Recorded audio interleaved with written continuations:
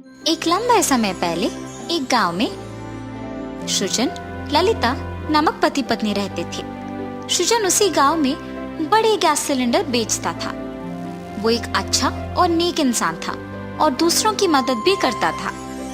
उसी गांव में एक छोटे दुकान में नीरज नामक एक आदमी छोटे गैस सिलेंडर को भर के उन्हें बेचता था। उसके दुकान को बहुत सारे लोग सिलेंडरों में गैस भरवाने आते थे। एक दिन नीरज सृजन को दूसरे तरफ बड़े गैस के सिलेंडरों को लेके जाते हुए देखता है। हर बार गांव को बड़े गैस सिलेंडर लाना बहुत मुश्किल हो जा रहा है। अगर मैं भी इसी आदमी के पास सिलेंडर खरीदूंगा तो मेरा काम आसान हो जाएगा। ये फैसला करके उस तरफ जाते हुए सृजन को बुलाता है। सृजन, मेरे दुकान में बड़े सिलेंडरों की बहुत जरूरत है और पड़ोसी गांव से सिलेंडर लेके आना मेरे लिए बहुत मुश्किल हो रहा है। इसीलिए मैं सोच रहा था कि अब से मैं सिलेंडर तुमसे ही ले लूं। मुझे हफ्ते में 2 सिलेंडरों की जरूरत पड़ेगी। ठीक है, अब से तुम्हें हर हफ्ते मैं सिलेंडर दूंगा। ये कह के 2 गैस सिलेंडरों को नीरज के दुकान में लगा के चला जाता है। ऐसे ही सृजन उस गांव के सारे लोगों को बड़े सिलेंडर बेचता था और ऐसे बहुत दिन बीत जाते हैं। एक दिन सृजन हमेशा की तरह नीरज की दुकान में गैस सिलेंडर देकर पैसे लेके जाता है। लगता है मैंने सृजन से बहुत सारे सिलेंडर खरीद लिए हैं और बाकी बहुत लोग भी ऐसे ही उससे बहुत सारे सिलेंडर खरीद रहे होंगे। ऐसे सोचते रहता है। सिर्फ वो इस गांव में सभी को सिलेंडर बेचता है, मतलब उसके घर पे बहुत सारे सिलेंडर होंगे और अगर उनमें से कुछ ले भी गए तो उसे कोई शक नहीं होगा। हाँ, ये अच्छा सोच है। आज रात मैं उसके घर जाके 2 सिलेंडर को उठा के अपने घर ले जाऊंगा। और उस रात वो उसके सोच के मुताबिक ही सृजन के घर से 2 सिलेंडर को चोरी करता है।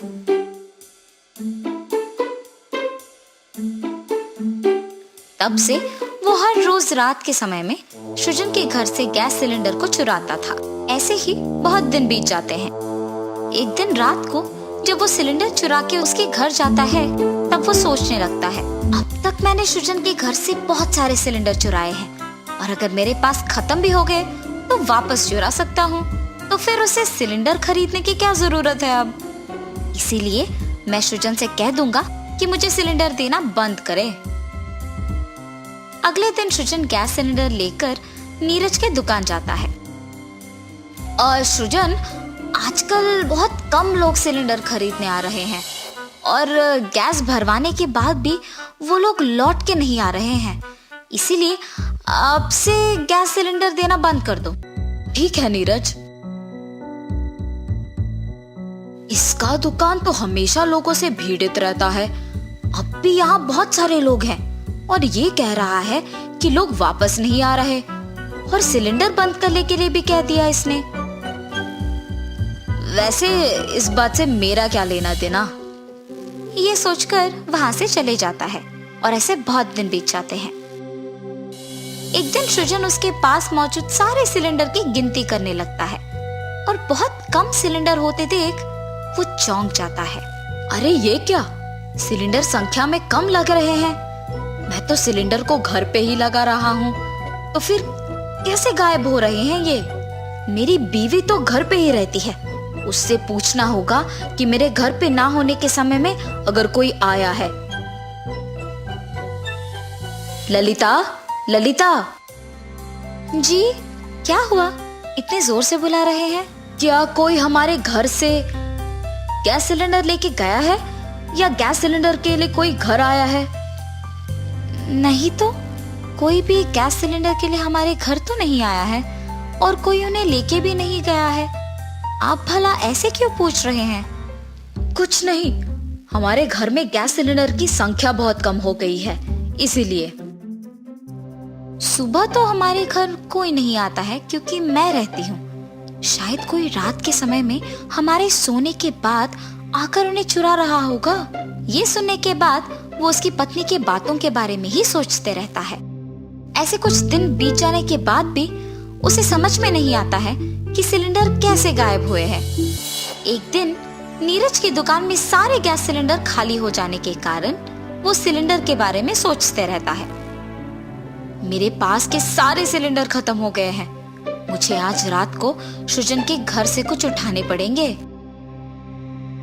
ये फैसला करके वो उस रात को सबके सो जाने के बाद सृजन के घर सिलेंडर को चोरी करने जाता है। नीरज जब इधर उधर देखते हुए सिलेंडरों को लेके जा रहा था तो वो फिसल जाता है और सिलेंडर नीचे गिर जाते हैं। उनके गिरने की आवाज सुनकर सृजन और ललिता दोनों उठ जाते हैं। सुनिए, सिलेंडर की गिरने की आवाज आई है, चलो जाकर देखते हैं। और वो दोनों देखने जाते हैं।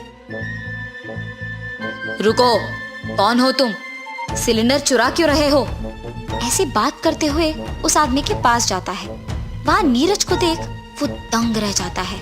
नीरज, तो तुम गैस सिलेंडर को चुरा रहे हो? रुको, मैं अभी सभी को बुला के तुम्हारा सच्चाई बताऊंगा।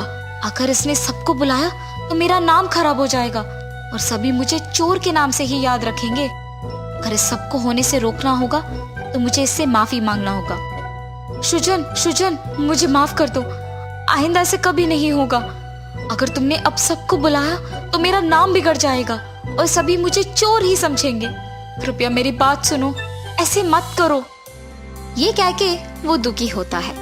उसको ऐसे दुखी देख सृजन उसे माफ करता है। उस दिन जब तुमने बोला कि तुम्हें सिलेंडर नहीं चाहिए तो मुझे उसी दिन तुम पे शक आया, लेकिन मैंने कभी ये नहीं सोचा कि तुम ऐसे करोगे।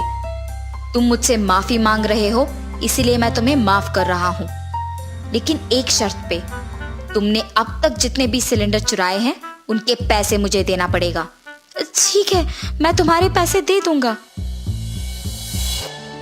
नीरज को उसकी गलती का एहसास होता है और वो तब से बड़े सिलेंडरों को खरीद के ईमानदारी से छोटे गैस सिलेंडर को भरते हुए और उन्हें बेचते हुए खुशी से रहता है। मेरे लापरवाही के कारण ही वो घर आके उन सिलेंडरों को चुरा पाया है।